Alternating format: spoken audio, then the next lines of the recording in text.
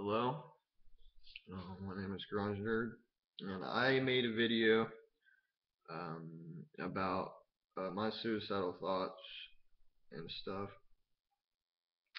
This is just a biography about me. If you want to know more about me, more about why these thoughts occur. Some of them are from the past. Some of them are just a chemical imbalance, I think, because I'm depressed this morning, and I don't think I really have a reason. I have to talk to my doctor about it, just my meds or something. I don't know, but anywho, this is going to be a short video. I'm going to be touching on some of the things I've been going through to lead to these suicidal thoughts.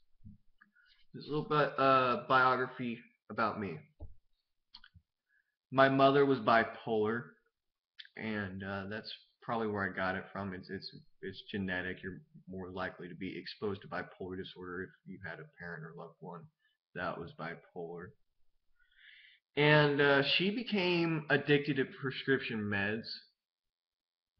I guess to escape, like me, I stole her pills, which were usually painkillers and Xanax, and I feel bad about that. And I shared a drug addiction with her. Um, we she kind of gave her pills to me, and then other times she didn't want me to do that. It's more or less is because I bugged the living hell out of her to do so, and that is something I will probably never forgive myself for. I put her through hell a lot, um, and I wish I could have been a better son. And she was in hospitals all the time, all throughout my life for different reasons. I don't know if she's wanting to medicate or something or get away. But it scared the shit out of me. I was younger, and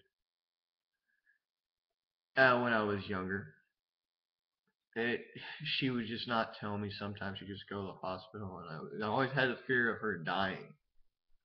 Um, and I thought something horrible happened. She wouldn't tell me. She just wouldn't be there when I got home from school or what not. I was very close to my mother. She loved and she understood me. She took the time to listen. She cared. Um, she was my main support, and it she helped me so much and made me full of light and a lot of other people. And I try to do that myself. I guess I made that I want to kill myself video, maybe not. It's um, I'm reading off of Reddit here. I posted that video, and I explained this to some people.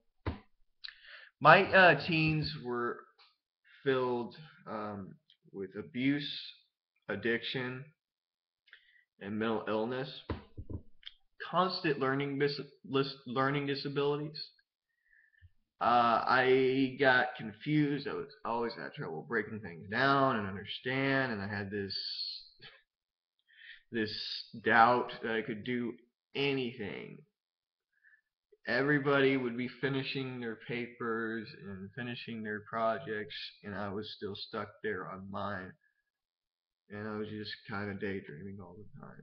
And it was just very painful to watch everybody sit around. I mean, me sit around and watch everybody else um, accomplish something. Um,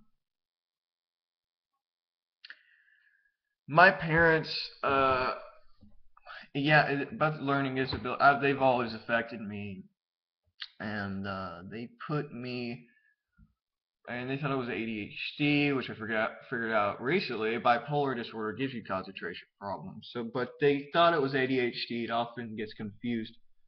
And with ADHD, often gets confused by, bipolar disorder sometimes gets confused for ADHD.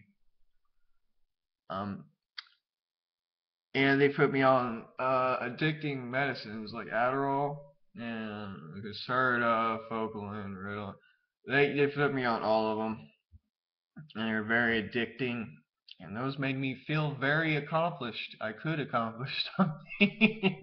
They do quite a lot for your dopamine and your serotonin, and they help. But they are addicting as hell, and I think I got addicted to them because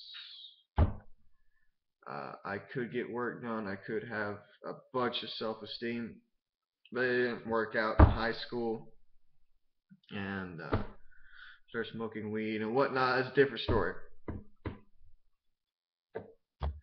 And my parents were I think they were divorced 2 times. One of them I didn't see. Both of them I didn't see. They were divorced before I was born. This isn't gonna be a short video. I just figured out. I'm going into detail, and yeah, they kept on trying to make it work. My mom and my dad. Um, my dad would be here. They would be do everything would be well, and my dad had an alcohol problem. My mom is had like mental issues somehow. It was always conflicting. It stayed there, and then my dad left, and then he came back, and then he left, and it's been like this all until now, since my mom passed away, and now I'm living with him. So like a this is the steadiest living environment I ever had. Like I'm sure my dad's gonna be here every day. You know, it's not. I don't know. I guess I'm finally seeing one of them here like all the time now. Is what I'm trying to say. Um,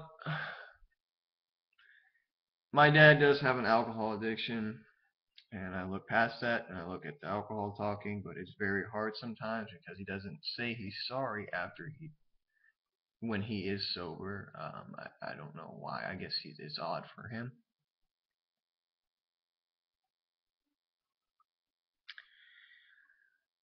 And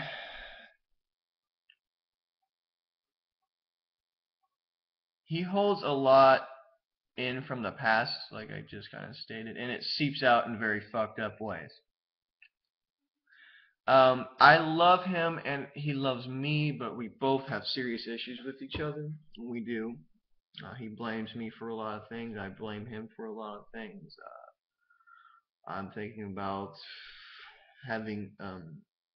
He agreed to like counseling, but he was drunk, and I gotta catch him when he's sober. It's only like a short window, so it's very hard.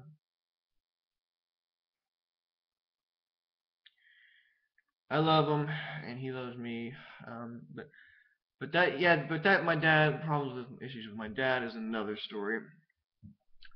Back to my mother. She medicated with pills and wound up dying from an overdose. I found her and I had to try to save her, and I couldn't. I saw my mother's expression. It's very hard to go there, but just the light like out of her eyes, breathing in there, breathing, trying to resuscitate her, and when some point during the resuscitation, I thought she started breathing, but the air like came out of her nose.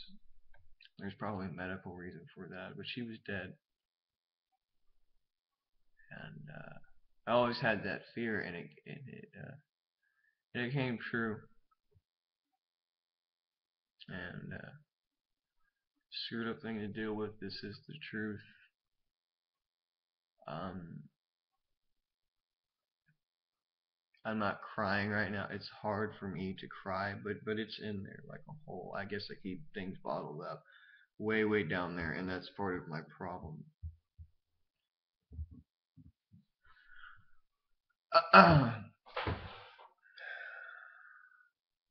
All these things may sound like lies. Yeah. You're like, well, somebody can't go through that much of a screwed up life. Yes, they can, and I'm living proof of that.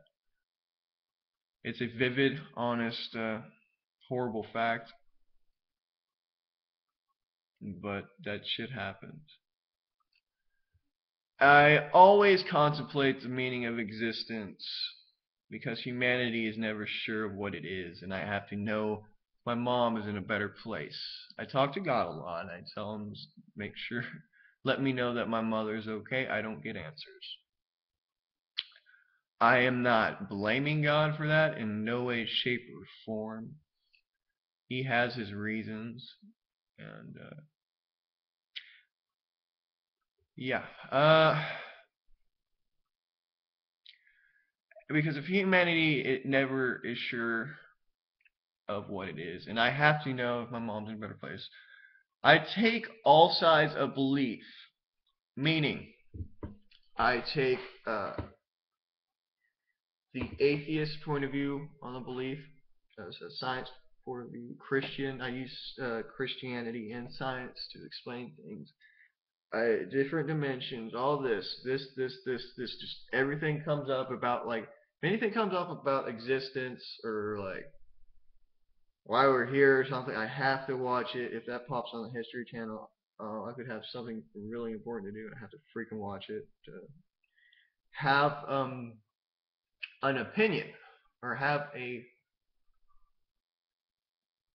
or establish a new theory. I put them together a lot without the experience, so I try to research as much as I can. I don't hate people's beliefs. I don't say you're wrong, I'm right. I look at them as possible. That's one of my methods. And sometimes it fills me with hope, sometimes not. It's always changing with what information I get, you know. And I conclude. I take all sides of belief. I'm dyslexic. I skipped up to the sentence up above the one I was supposed to read.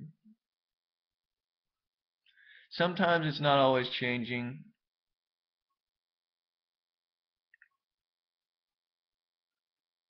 Research sometimes it fills me with hope, sometimes it doesn't. But so far I came to the conclusion, yeah, there is a God. I am now trying to glue myself together and look past my issues. I referenced a wall on one of the comments on these YouTube videos on the my killing myself video, and that beautifully I think it describes it about walls and such. I talk about that. If you can find that comment, I don't know if this video is going to get more comments or not, or that video is going to get more comments or not. Anywho, I actually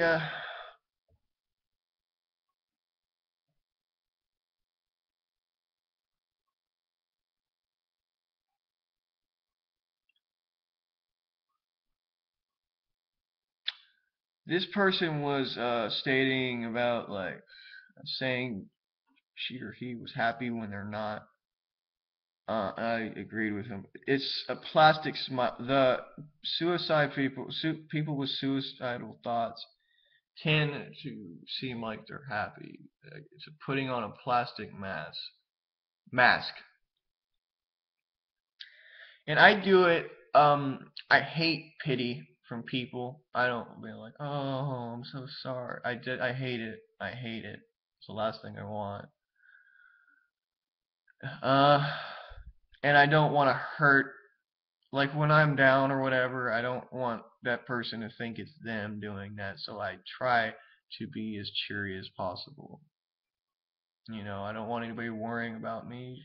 I don't want to worry that person. I don't want them to think that it's them because that I'm having these problems because of them in some way. So I try to acknowledge them in the best way I can, and so they won't feel that way. And that is it. Um, it's a little biography about me. This video is 15 minutes long. If you're still watching, God bless you. I am getting counseling and all that, and it's iffy. It will make me understand what I'm going through, but it won't tell me that it's not true.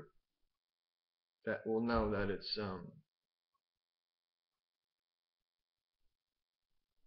that there is hope for me. Um, it's and I say that it's because it's hard to. They will say, "Oh, there's hope. You do this. You gotta do this." But it's trying, but it's very hard to have it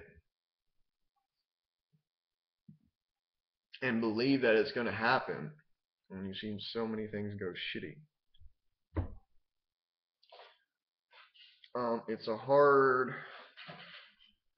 thing to believe in. You have such doubts in their philosophies, counselors' philosophies. It's difficult, but this was a. But I'll get through it. This was a biography, guys. God bless you if you got it or watch this whole thing. It's early in the morning. I'm sorry. But anyway, you guys take care.